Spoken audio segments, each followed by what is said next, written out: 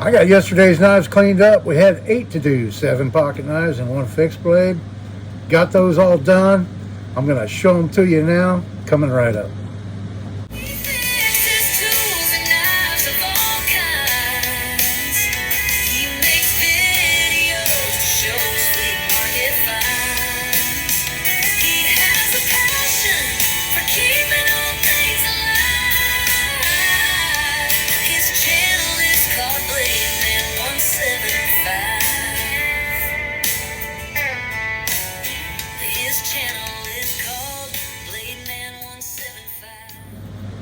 Hello everybody, and thanks for coming back for another video. This is Dave. I am glad you're with me today. I got these knives done like I said, and I'm going to show them to you right now, and then we're going to grab some more to work on. So the first knife is right here, and really didn't have to do too much to this one. It is a little bit dingy. It's definitely not a new knife. It was missing a bolt, and I found one that fit it. For the clip right there, the head size is different, but the threads matched up. Let's see where, right here, this rubber was coming up on both sides, so I super glued that down. And the blade was kind of dirty and dull, so I cleaned that up. And it locks up well, and it's a good functioning knife again. And so there's that one. Next up is this one. And there again, this is the Jeep knife.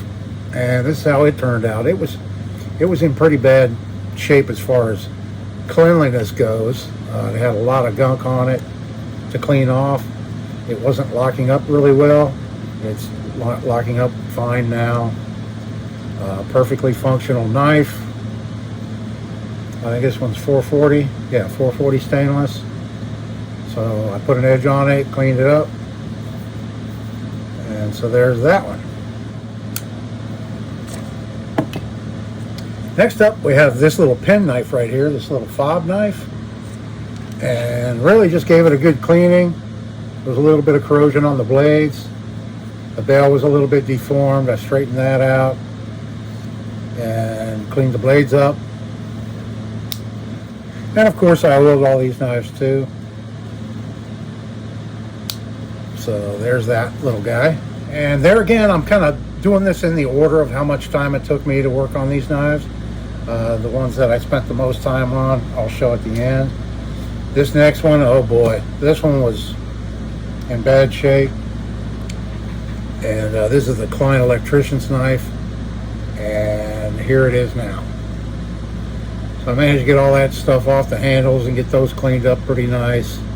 There is this bad spot in the blade. There wasn't anything I could do with that really, but fixed the edge up a little bit.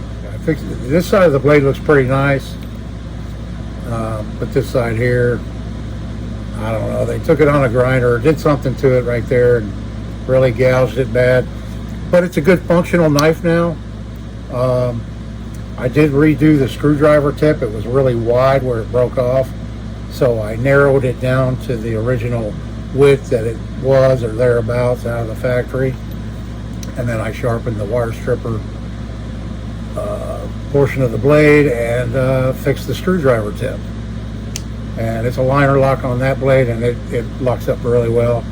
The spear point, yeah, I fixed up the edge on that a little bit. It'd been sharpened down quite a bit, and I put a new sharpening choil in it. Yeah, and so this one here is a nice, good user knife again. It looks good, cleaned up very well, looks good, and it's a good functioning knife now. And then next up, we have this one. And boy, let me tell you, the rust on this knife, it had a bunch.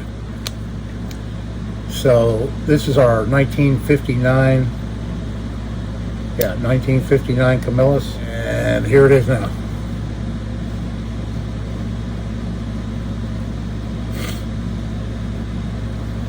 All the blades cleaned up very nice.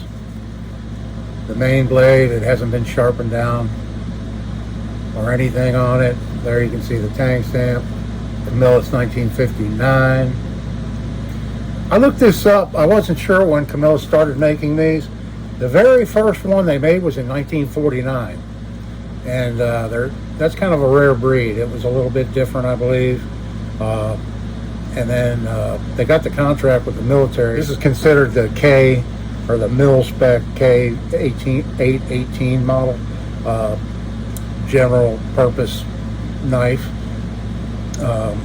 Some people believe this was just issued to the Army, but that's not the case. It was actually issued to all military branches. I pulled mine out that I got when I was in the Navy. I'll show you that next. But this one here cleaned up very good. Let me show you all the blades real quick first. Oh, something too I ought to point out. If you come across one of these knives, if you're not familiar, you never want to open two blades on the same spring at the same time. These things are very prone to breaking springs right at the pin. So either fully open the blade and then it's fine, and then in this case the awl is on the same spring, so you can open that one up halfway or all the way or whatever. You just don't want to open up two on the same spring halfway at the same time, or you run the risk of breaking that spring, snapping that spring off, you know. There's the awl punch blade, cleaned up very nice. And then I think the worst blade, let me close this one real quick. I think the worst blade was the can opener blade. It was very rusty. And here it is now. Had quite a bit of rust on it, but it's in good shape. And then the cap lifter, this one has a stud on it. Screwdriver blade right there, cleaned up very nice. But let me open them all up. And here's a picture of down inside before I started working on it. And here it is now. There we go. Yeah. So I spent most of the time on this knife down in the well cleaning that rust out of it. But it cleaned up very nice. All the blades have really good action. The knife was hardly ever used, if at all, for a 1959 Camillus. And here's mine that I got when I was in the Navy. And I want to pull it out just so I can show you the very slight differences.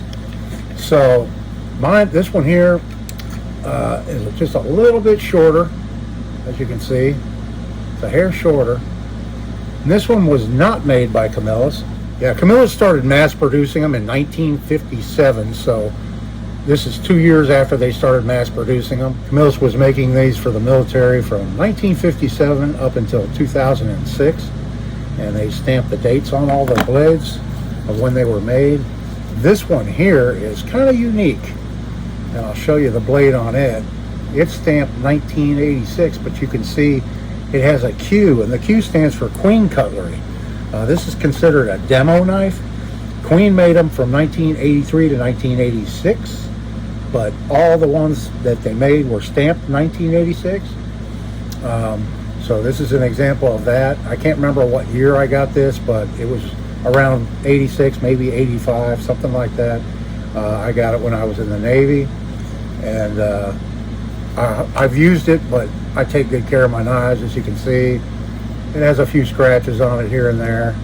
There's a big fingerprint, but it's in really good shape.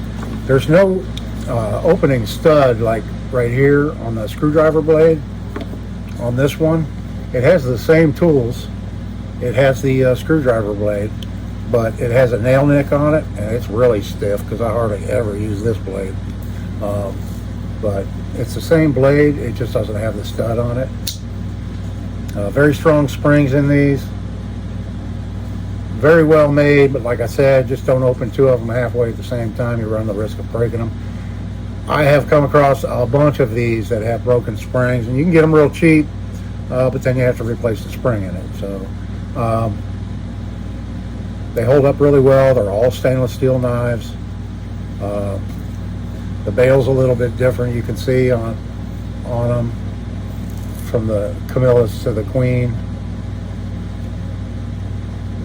There's some slight differences between all of them. Some other companies made them too for the military in smaller batches, but I think Camillus had the largest contract for most of them.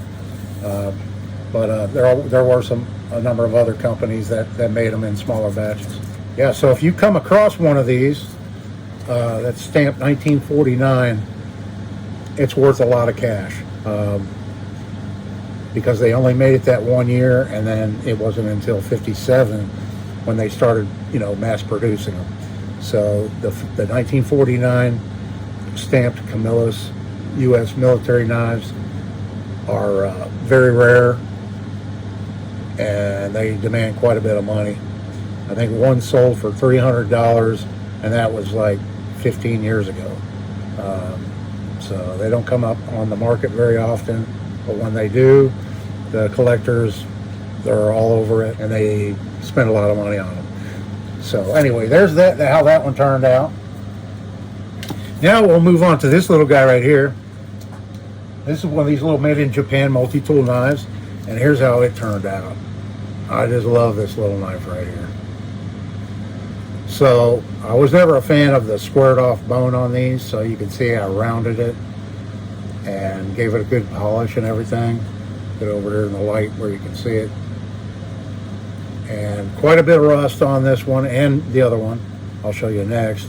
But this one did have its original bail. And everything, all the blades cleaned up really nice. There's one example. The main blade right there, cleaned up really nice. Down inside, it all cleaned up really nice. Yeah, it spent quite a bit of time getting the rust off of it, getting this one cleaned up. I wanted to show you this one blade here, if I can find it. A lot of blades on this little tiny knife. Look at this. Look at this little blade. I mean, you could use it for stuff, but it is so tiny. I think it's 3/4 of an inch long. Little tiny thing. And listen to this. I mean, all the blades are like that. It cleaned up very nice. So there's that little guy. I love it. And then next up we have this one, and it's just like the other one, only it's its bigger cousin. And here's how it turned out. This one has one bit of damage on it, and it's missing a piece of bone right there, but not bad. There again, I rounded it off and gave it a good polish. Polished everything up and cleaned up all the blades. Oh, this is the one, this blade right here. This is the floppy knife. This blade didn't have any spring retention or anything. Clean that buffing compound off right there. The problem with this knife was it was missing its bail. I noticed the pin was sticking out quite a bit more on this end than that end, and then it dawned on me it doesn't have the bail, so the whole knife was actually separating, and the spring got sideways with this blade, and that's why I didn't have any spring retention and wasn't working. So all I had to do was pry the spring back over it into the right position, squeeze it together, and then I made this bail right here, actually out of a coat hanger. That's a coat hanger bail that I made. Just took a piece of coat hanger and sanded off all that coating that they put on them, and then I took a hammer on my anvil and I flattened it out, drilled the right size hole in it, and then I take a file to the pin heads there just to kind of get the rough edges off of them for it to fit on there, and then repaint it, and there we have a bail for it, and it's holding the knife together like it's supposed to, and you can hear the snap in it. And this one's just like the other one, has good action on all the blades, and it cleaned up very nice. I'm very happy with it. I love these little knives. They're great. I'm going to do a little research and find out exactly how many different sizes of these they made. Leave it down in the comments if you know. But I'm going to look it up and see, because I have the large size with the spoon and the fork, and the bone was in such bad shape that half of the bone was missing on one side. So I put custom like zebra wood handles on it. But I'd like to find an original with intact bone, and then have a full set of every size that they made of these, and do the same thing to them. Just clean them up and smooth them out and make them look a little bit more presentable, you know. This one does have a little superficial crack right here in the bone too, but I don't care about it. I just love these little Japanese made multi-tool camp knives. And then we have this one right here, and this one was a rusty mess, and like I suspected, it was going to take the most work, but I cleaned it up, and here it is. This is how she turned out. So it was missing something in here, which I assume was brass. So I put a piece of brass in that little void that it had, and then it's still missing a few things. I put that in there, a little glass diamond. It's missing. It probably had that same thing right there in it, but it was missing, so I put that in just to fill it in. And it's still missing a few pieces here and there that popped out. You know, right in here, it's missing some of the mother of pearl. But overall, I think it cleaned up really nice. I didn't go crazy polishing it or anything. I kind of left it with some of its patina that it originally had. But the water buffalo horn, it polished up really nice. And the main thing was these rings right here. They were protruding quite a bit. And I think they're aluminum actually, or they could be tin, but I believe they're aluminum. And just sanding those down flush. I'm not sure if they got in a hurry and threw this over in the sale pile before they finished working on it, or what happened there, but it was just totally uncomfortable. You felt that metal when you held it protruding out like it was, you know. So just spending the time to get all those flushed up like they're supposed to be, and giving it a good polish, and there we have our carpon cleaned up. The blade was pretty rusty, but it's not pitted deeply or anything like that. It actually came out a lot better than I expected. So there we have that knife. All right, all done. Yesterday's knives are officially done. Now we're going to reach into the bags and see what we're going to be working on next. I've got it in front of me here. Set her down. Now, I'm not looking. I'm just reaching in and grabbing a handful. See how many we get today. That's quite a few. That's quite a few right there, I think. One's there. And then I'm going to reach into my other bag right here and grab one of these fixed blades. I'm just going to grab this one. Oh, yeah, that's nice. All right.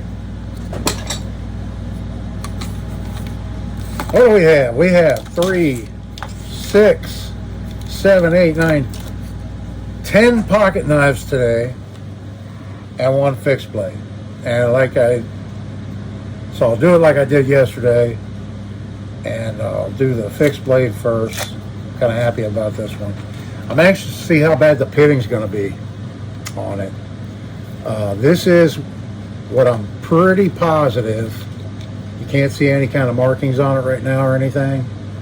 I don't see any kind of markings whatsoever on it, but I believe this is a Remington.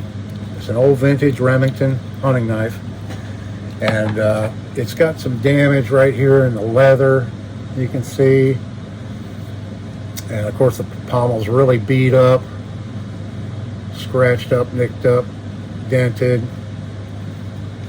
and the blade has fullers in it, which isn't really typical of a lot of the Remingtons I've seen, but Remington did use this black and red spacer pattern on their knives, just like this. That's why I believe this, and they use aluminum guards. Yeah, there's definitely going to be some pitting in this one for sure, but I'm anxious to see how well it cleans up, and we're going to make a sheath for this one too. And then I've got quite a bit of pocket knife work to do. I can see that right now. Here's a Milwaukee, very dirty. It's a button lock with a wire pocket clip. And the blade, pretty scratched up, but it's intact. It looks pretty full. It is a liner lock. I'm sure it was made in China, but I don't see any markings on it anywhere. The pocket clip is made where you can move it over here. It has a lanyard hole, and it has a button lock, so you can't open the blade unless you push this button, and then the liner lock holds it open. And it's just very, very filthy, very dirty. It's been in somebody's toolbox for a long time. So we're going to get that one cleaned up, see how well it looks. So this one is a Chinese multi-tool knife, and it has a little flashlight. I'm sure the batteries are dead. I guess when you open it, it's supposed to turn it on. I don't know. Probably takes some little button batteries, but that's kind of unique. It's a different one. There's a made in China sticker. Stainless steel, made in China sticker. Doesn't look like it's been used. Corkscrew, screwdriver, all the usual stuff. So we'll get that one cleaned up. Okay, and then next up we've got this one here, and I see a broken blade, unfortunately. Unfortunately, this one has a broken blade, but not the main blade. The main blade is, it's a hammer brand.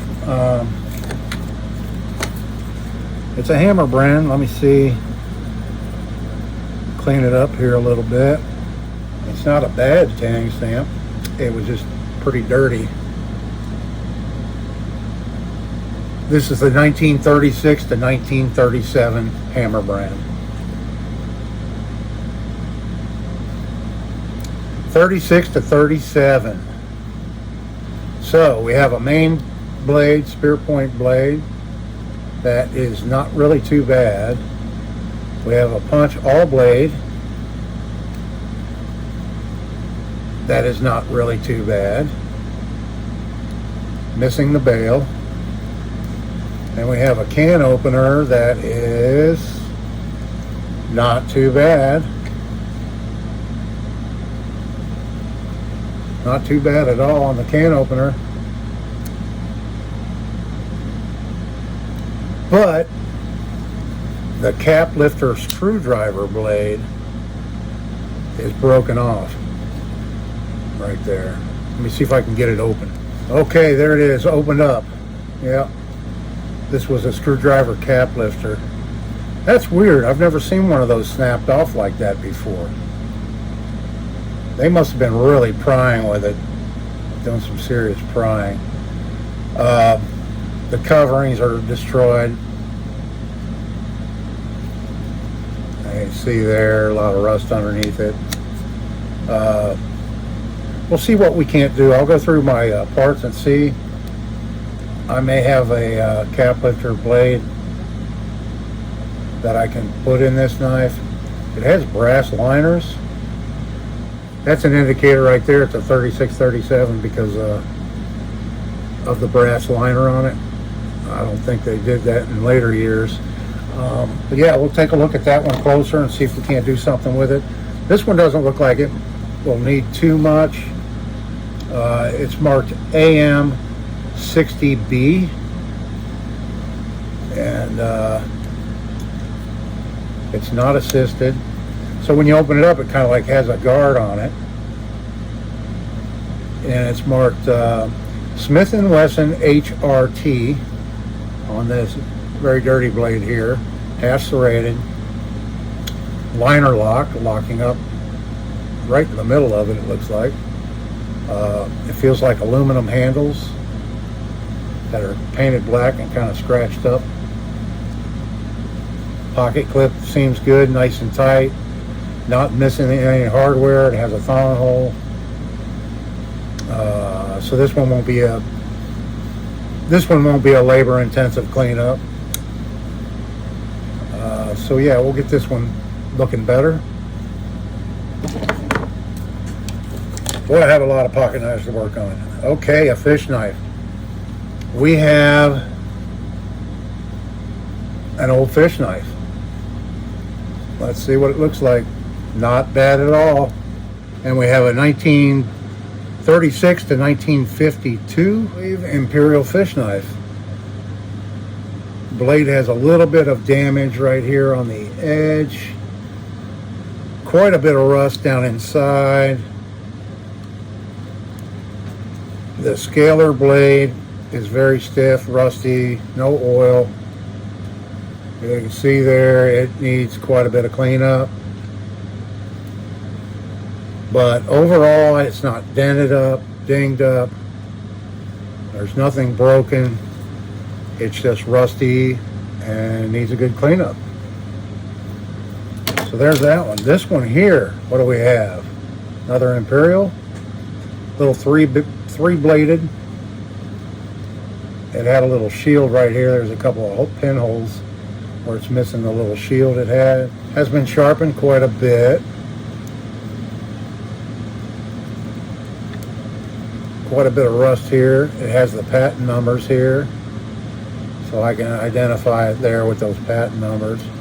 And then we have a very dirty and rusty spade blade on this one. Probably be some pitting on this blade. The edge has got some damage too, and very rusty down inside. So we'll get that one cleaned up. And then we have this one, an Uncle Henry Stockman.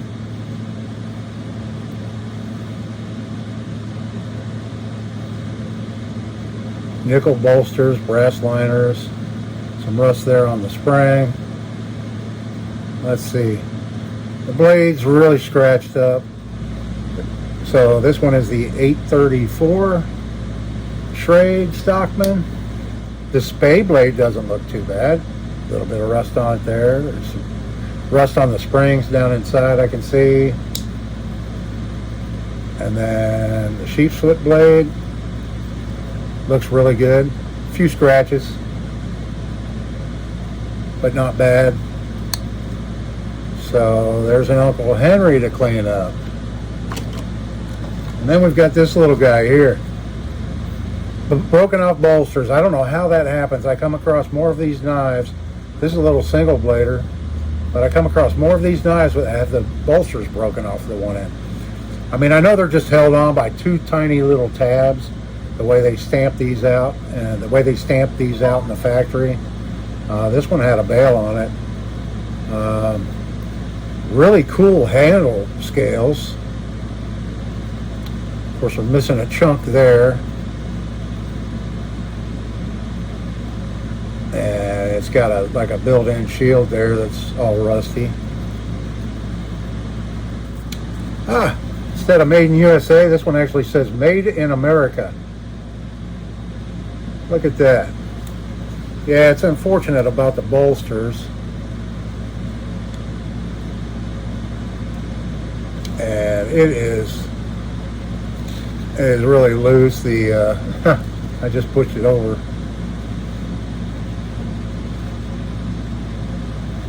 Yeah, you can see the blade's very wobbly and loose.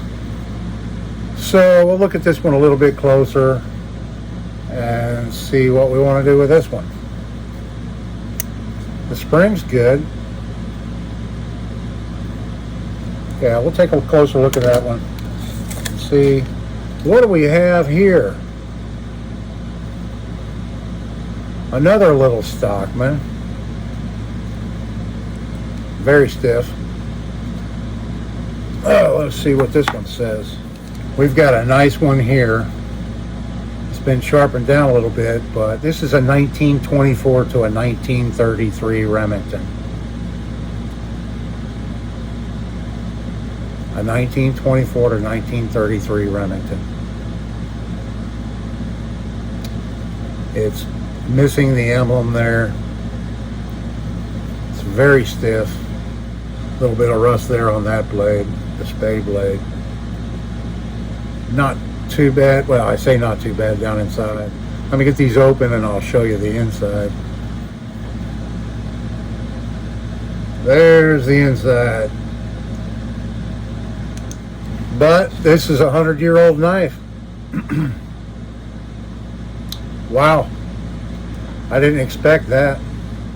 And this one's going to clean up really good. I'll have to look up and see what came out of that, what it originally had.